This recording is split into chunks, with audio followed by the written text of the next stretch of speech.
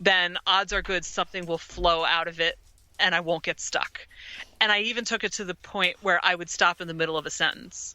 Wow. Because I knew what the middle of the sentence was going to be, and it was much easier to just pick up and keep going from there. It's just like a little way to psych yourself out, I think, but it does work. I've heard other people say it since then. Oh, I gotta remember that one. Yeah. All right. How and when did you discover Kaizen-Muse Creativity Coaching? That was January of 2011. And it was a link that I had followed for a class that its founder, Jill Badonsky, was teaching. Because I was just like, okay, this creativity course sounds interesting, but who's this person who's teaching it? And when I clicked through and it brought up the Kaizen-Muse site, which Jill illustrates with her own super quirky little, birds and flowers and things like that. I took one look at it and I was like, I didn't even know that this existed, but oh my God, I found my people. I just knew. It took me a week to decide to sign up for the coach training, even though I knew right in that moment I was going to do it. I think it just took a while for my brain to catch up with the rest of me. But because part of the reason that I wanted to do the MFA was that I was hoping that the school where I was teaching would let me do a creative writing class, because we had all sorts of other arts classes. You could take pottery, you could take music, you could take theater, whatever. But there was no outlet for kids who wanted to write something that wasn't an essay about the Great Gatsby, Mm-hmm. And I was like, but I'm right here. I could do this. And they just would never go for it. So by then I wasn't teaching anymore, but I was just like, yeah, I want to do this, because I had always wanted to nurture other people's creativity. And, the idea that, wow, there are people who actually can help somebody who's stuck get unstuck again. How do you do that? What's the magic formula to do that? I want to go learn the ways of these crazy creative arts. And so I signed up, and it was an amazing class. I think it was about 12 weeks.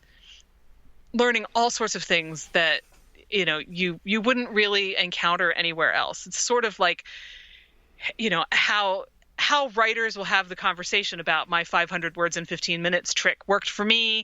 Maybe this will work for you. Maybe it doesn't work, but with actual, understanding underneath it, as opposed to the scattershot. Well, try this thing. I heard about somebody does this and maybe it'll work. So, it was eye-opening and amazing and really, really fun, because honestly, if you're not having fun with your creative stuff, that's probably why it's not working. And, the Kaizen is the Japanese philosophy of small steps to improve. You might hear about Toyota having, the Kaizen thing where somebody will come in with a better idea for how to improve the assembly line. And it'll just be a tiny little thing, but it'll make a huge difference. It's stuff like that. And then the muses are the 9 ancient muses reimagined as creativity principles with names. So they're fun things like Aphrodite and Audacity. Aphrodite is about paying attention and kind of seeing what's going on around you, because if you pay attention to the world around you, you're likely to notice things other people won't. And there's one called Albert, named for Albert Einstein. It's all about asking questions. There's a shadow muse, because a lot of us tuck the things that we think are not acceptable about ourselves into our subconscious and then leave them there, and there's usually lots of good stuff hidden in there if we just would let them out. So yeah, and a lot of it is just taking things and reducing them to really, really small steps, which is the Kaizen piece. So, for instance, if you were feeling writer's block and you hadn't been able to write anything for, let's say, 3 years, maybe the first thing I would say to you would be just sit down with a pen and a notebook in your hand and for 5 minutes. You don't have to do anything with it. Just hold it in your hand, because some of it is just the muscle memory and just easing yourself back into things and fooling the parts of your brain that get freaked out into not being freaked out. What's scary about holding a pen and a notebook in your hand for 5 minutes? Nothing. And then maybe the next week I would say, okay, so write 3 sentences in the notebook every day. Maybe write 1, because 1 sentence, anybody can write 1 sentence, right? In 5 minutes, that's not hard. Anybody can do that. And it's ridiculously tiny little steps, but they work. where does this desire to help people learn, to teach people, where do you think that comes from? I think it comes from the idea of having been told by so many people, to the point where I really want to say, being told by society at large, that your little creative thing that you're doing when you're a kid, when you're in high school, when you're in college, when you're 35, isn't as important as saving for your retirement fund or, getting the steady job and being a responsible adult. And I think that that's actually the opposite of truth. I think that if you don't go out and do the creative things that call to you, and I think that there are creative things that call to everyone, whether we call them creative or not, I think that electrical engineering is just as creative as dance. It's just not something we put in that category, but it doesn't mean it isn't. I think if you're not doing those things, you're going to end up being miserable being a responsible adult, where the responsible approach may well be to do the things you love so that you have the energy to do all of the other things that everybody tells you you need to do to have a safe life. Or maybe you find a different way to accomplish those same goals that works better for you than the things they told you to do in the first place.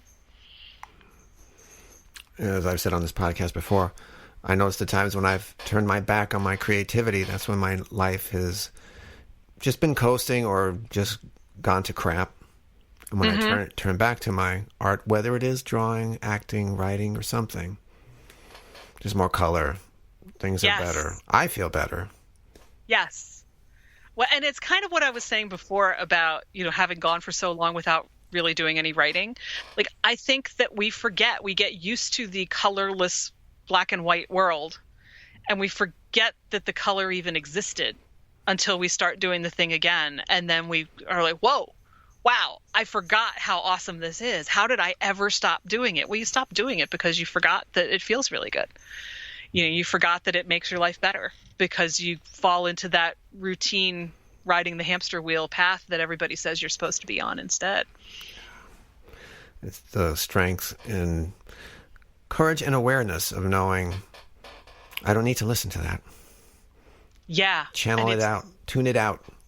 It's hard to do that when it's coming at you from every direction, but there's something in your gut that's telling you what thing you should be doing instead, and that's the thing you should be listening to. Absolutely. So after you're in the program, what's next? You become a creativity coach? Is that the title? Yep. I am a master certified Kaizen-Muse Creativity Coach, which is a mouthful. And so what's a typical session like, if you can just, a few minutes on like ways to get unstuck? Well, everybody's different, so typical is a tough question. Right. But, it may start the way that I just described if you, really have been stuck and you can't get yourself anywhere near what you're doing with something as simple as sit down with a pen in your hand for 5 minutes. But usually, a good coaching session is a session where I'm not the one doing most of the talking, where the other person is, telling me what's going on with them, telling me what they've noticed. I may ask questions like, when did this start? Or what's worked for you in the past? Which is a really good place to start when you're stuck. What's worked for you before? And you might want to, even write down the things that work for you before, because when you get really stuck, you start to panic and then you forget what those things were. But, people, when you start talking about your process, you're actually in your process, even if you're not putting paint on the canvas in that moment or words on the page or playing your cello or whatever it is. The same parts of your brain are engaged. So talking about it gets you into that process. And a lot of the time, people will say something that they don't notice. They're not hearing it. But being on the other side where I am, I can be like, wait, you just said this thing. Did you notice this thing? Can you tell me more about this? And they'll realize that they've never thought about it before. But somewhere in that throwaway comment that they thought was a throwaway comment, there will be something that starts to unlock something for them. So while I have, specific ideas like, if you're terrified of, say, sending your book off to an agent. One of the things that you can do is imagine it in your head and imagine the whole thing going really well. Imagine yourself sitting down to send it off. Imagine getting back the response you want. That works even better if you're talking about an actual interpersonal reaction, a difficult conversation that you're not looking forward to. Maybe it's, telling that agent that something's not working for you, or it could be anything. I mean, it doesn't have to be in a super creative context. It could be the conversation with your coworker who's always, chewing pretzels and it drives you crazy. Just imagining you going into that conversation in detail with as many senses as you possibly can and being confident and knowing what you want to say so that when you actually do it, it doesn't seem so alien anymore. Or setting aside time to just sit down with finger paints and do something that you loved when you were a kid, or play with an actual kid, because kids will get you back into that space faster than anything else, because usually, though not always, they haven't lost it yet. They haven't learned all of the rules, especially when they're like 4 and 5. They haven't quite got to that point where it's like, what do you mean my rocket has to look like something that NASA sent up? This big boxy thing that I just built out of Lego is a rocket. What is wrong with you? And it challenges your perception of everything, because this is what a rocket looks like. So there are lots of things like that you can do, and you can take a class. Sometimes structure is what you really need to make yourself go and take your canvas and work with somebody and get some feedback, or even just have the studio time. It'll get you doing the thing that you want to do. But then a lot of it is really individual and kind of pulling out bits that I hear and saying, when was the last time you tried this thing? Because you mentioned that you really loved it, but you haven't done it in a long time. Have you thought about trying it again? So yeah, it varies pretty widely, but there is a real joy that comes out of having a conversation with someone and hearing them suddenly get excited because they can see the possibilities that they had lost, and you hang up from your call and they're going to go out and they're going to do the thing, and they might still slam into a wall, but they'll have gotten somewhere before they slam into the wall again, and then they come back the next week and you figure out what the wall's about. So yeah. Are you just a coach for writers? No, I coach anybody. Mm-hmm. People have suggested that I just work with writers, but I like working with people from all sorts of backgrounds. I don't want to limit it just to the thing that, because everything that I know how to coach somebody with applies across the board, whether they're a writer or a painter or a dancer or an engineer. It doesn't matter. Process is the same for everybody. The blocks are the same for everybody. So the tools usually, aside from what's individual to a person, are the same across the board. Well, now that brings me to follow your curiosity. Uh-huh. Because we reached out to each other through the Facebook group. I think it was Don't Keep Your Day Job. And our podcasts are similar. Yes. In some sense. Now, when did you create your podcast, Follow Your Curiosity? I started mine January a year ago. It was January 8th, 2019. The first 2 episodes dropped. Almost the same amount of time. Yeah. So what was the inspiration to create your own podcast out of all things? So it took me a long time to get into the whole podcast thing, because if I have an option, like on somebody's website, if they have a video versus an audio versus a transcript, I'm almost always going to read the transcript because I can read it faster.